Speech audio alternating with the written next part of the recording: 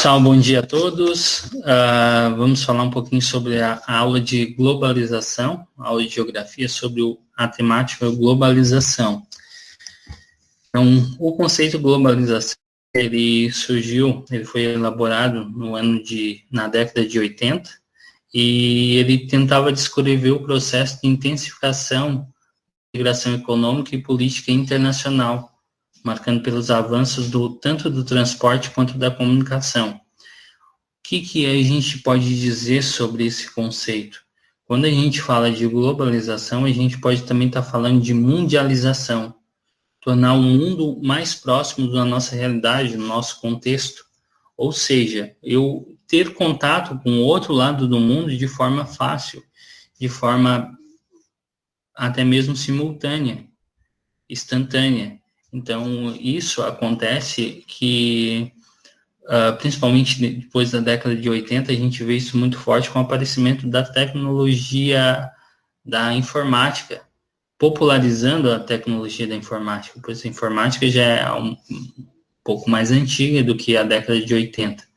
Então, se a gente for ver, na década de 80 popularizou, né, os computadores, as redes, os telefones começaram a se popularizar. Mas, para a gente entender um pouquinho mais sobre a globalização, a gente tem que ver ela como um todo. Como que surgiu a globalização? Alguns geógrafos, eles falam, ou até mesmo os sociólogos, que a globalização ela surgiu a partir do momento das grandes navegações, que a partir do século XV e XVI, com as grandes navegações, o mundo se tornou global. O mundo deixou de ser Europa e Ásia e África e passou a se tornar global. Então, essas culturas, esses encontros culturais, essas navegações fizeram com que o mundo ele desse os primeiros passos para a globalização. Outro fator muito importante foi o movimento de reforma e contra-reforma. Quando a igreja dividiu-se entre o século XV e XVI, a gente teve o aparecimento de movimentos de reforma, que foram as igrejas protestantes que começaram a surgir, uma igreja unista, e também tivemos os movimentos de contra-reforma impostos pela igreja católica, porque a igreja católica viu que começou a perder adeptos no mundo e então criou um movimento de contra-reforma. E dentro dessas ações, no movimento de contra-reforma, uma ação que foi muito forte, principalmente dentro do nosso território, dentro do território americano, principalmente do Brasil, foi o movimento de contra-reforma através da Companhia de Jesus, que é os jesuítas, né? Então, os jesuítas, eles vieram em busca de novos adeptos, os novos cristãos, que seriam o quê? Principalmente os povos indígenas. Então, esses povos indígenas seriam convertidos para o catolicismo, e com isso a igreja católica ia novamente ter novos adeptos à sua ideologia. Outro movimento que fez com que avançasse muito esse processo de globalização foi a Revolução Industrial. Com a Revolução Industrial, a tecnologia e principalmente o poder aquisitivo e a venda de produtos, ela influenciou diretamente na globalização do nosso território, do nosso planeta, né, na nossa aldeia global. Então, outro fator que foi muito importante foi o imperialismo. O imperialismo, também conhecido como neocolonialismo, é a nova colonização. Então, essa nova colonização veio através de ferrovias, veio através de plantios de uma agricultura determinada. Então, foi aonde que, diferente do Brasil colonizado por Portugal, foi aonde outras colônias começaram a se instalar novamente, a reinstalar, mas não agora de forma aberta, como foi a colonização. O Brasil era colônia de Portugal e Portugal era metrópole. Não dessa forma. Um exemplo a gente pode dar através da entrada da Inglaterra dentro do Brasil, através das ferrovias. quando eles implantavam as ferrovias a baixo custo, só que em contrapartida eles ganhavam terras para instalação de comércios deles, venda de território. Então, com isso, eles ganharam muito dinheiro. Foi uma nova forma de colonizar e impor o valor de uma nação para outras. E também tivemos as guerras, que as guerras também foram muito influentes. As guerras tiveram esse movimento de globalização e impacto com as culturas também muito grande, especialmente a Segunda Guerra Mundial e a Guerra Fria, né, que apesar de não ter um conflito direto na Guerra Fria, mas teve muito essa questão de valores. O mundo se tornou bipolar, ou tu era socialista ou tu era capitalista. Então, houve uma bipolaridade do mundo e houve uma guerra muito grande pela imposição de valores capitalistas ou imposição de valores socialistas. E também a Segunda Guerra Mundial, ela foi uma guerra de movimento diferente da primeira, que era uma guerra de trincheira. Então, com isso, a gente vai ver que essa guerra de movimento, ela fez com que conhecêssemos diferentes culturas e que esse impacto, ele influenciou muito no processo de globalização que a gente tem hoje. Por fim, acredito que o ponto crucial dentro da globalização, e quando a gente começou a falar do termo globalização na década de 80, foi isso, a era digital, o aparecimento da tecnologia e da conectividade, do conhecimento, da informação, através do computador, através do celular, da televisão, de forma popular, tá? Popularização desses instrumentos, porque a gente já fala de computadores década de 80, até mesmo especulações década de 40, a gente fala de GPS, sistema Wi-Fi, a gente fala lá, logo durante a Segunda Guerra Mundial. Então, se a gente for ver, é uma história um pouco mais antiga, só que na década de 80 isso popularizou, se tornou acessível à população. Então, para a gente entender um pouco melhor, a gente tem as divisões das sociedades através de uma engenharia, a engenharia do conhecimento, ela vê a sociedade principalmente como esse modo, tá? Ela é uma sociedade 1.0 até sociedade 5.0. A sociedade 1.0 ela é conhecida como a sociedade extrativista, coletiva, caça e coleta de alimentos. Com o surgimento da agricultura, a sociedade pulou para um outro patamar, a sociedade 2.0, porque ela deixou aquela situação de nômade e passou a se tornar sedentário, e aí começaram a fixar as primeiras vilas que logo se tornaram as primeiras cidades. Mais à frente, a gente tem a sociedade 3.0, que é a sociedade industrial. Essa sociedade industrial, ela trouxe um avanço tecnológico muito grande, principalmente dentro do setor industrial. Por fim, continuando, a gente tem a sociedade ali pela década de 80, uma sociedade que se chama a sociedade da informação. Tá? Essa sociedade da informação é baseada na questão de computação, tecnologia, computação, década de 80 principalmente.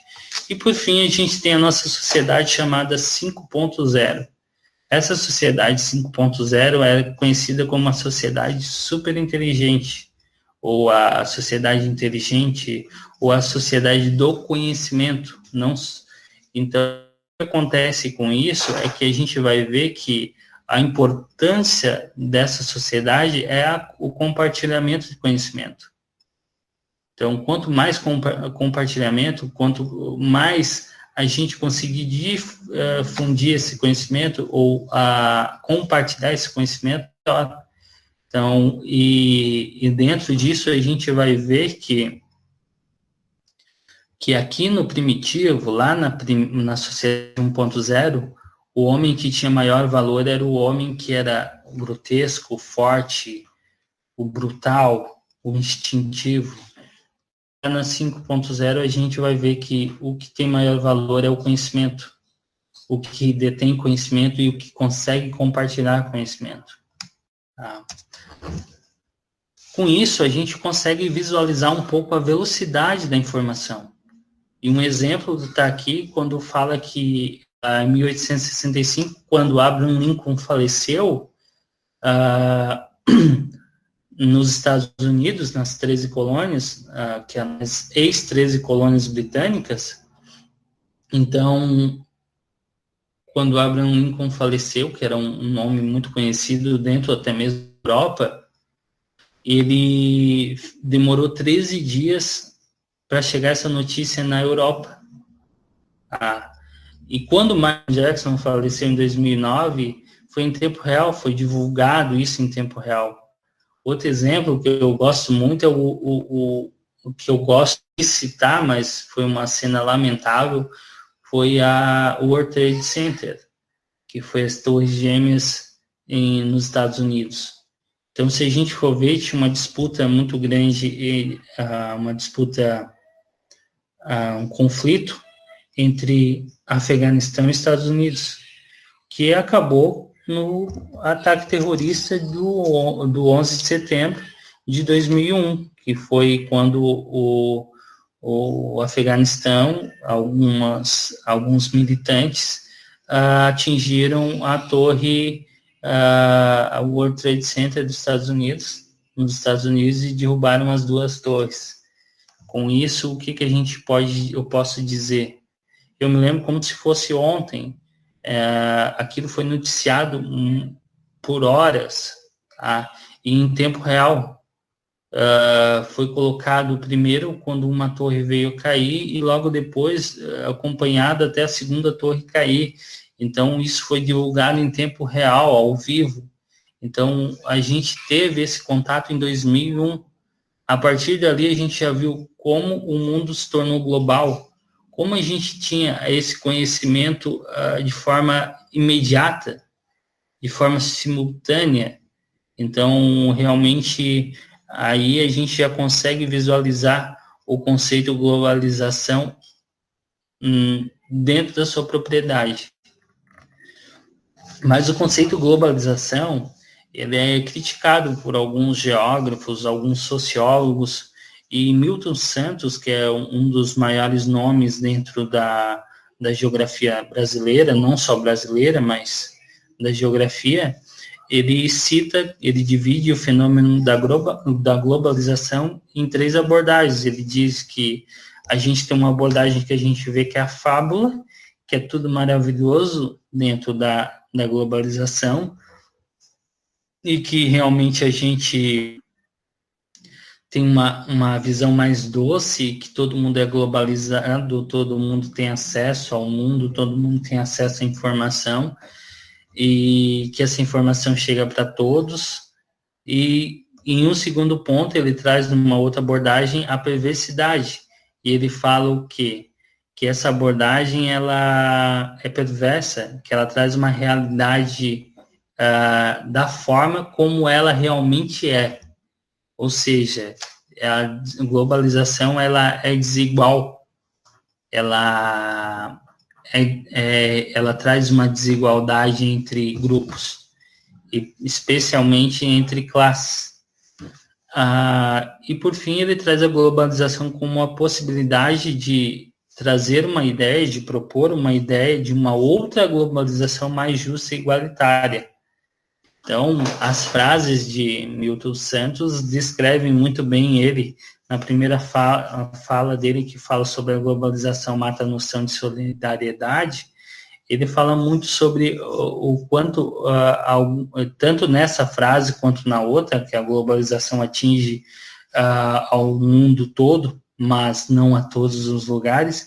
Ele diz o quê? Que a globalização ela é desigual e que ela impõe algumas culturas, e existe esse choque de culturas, esses choques de valores, principalmente com a imposição de um modelo que a gente aprendeu, um modelo baseado no modelo europeu. Tá, professor, mas não estou generalizando, mas se a gente for ver, a gente tem um modelo norte-americano, do cinema norte-americano, que é baseado, um norte-americano muito baseado no europeu também. A gente vê o quê? Filme de Bang Bang, filmes de Velho Oeste, a gente vê sempre, o índio é sempre o vilão. O cowboy é sempre um mocinho.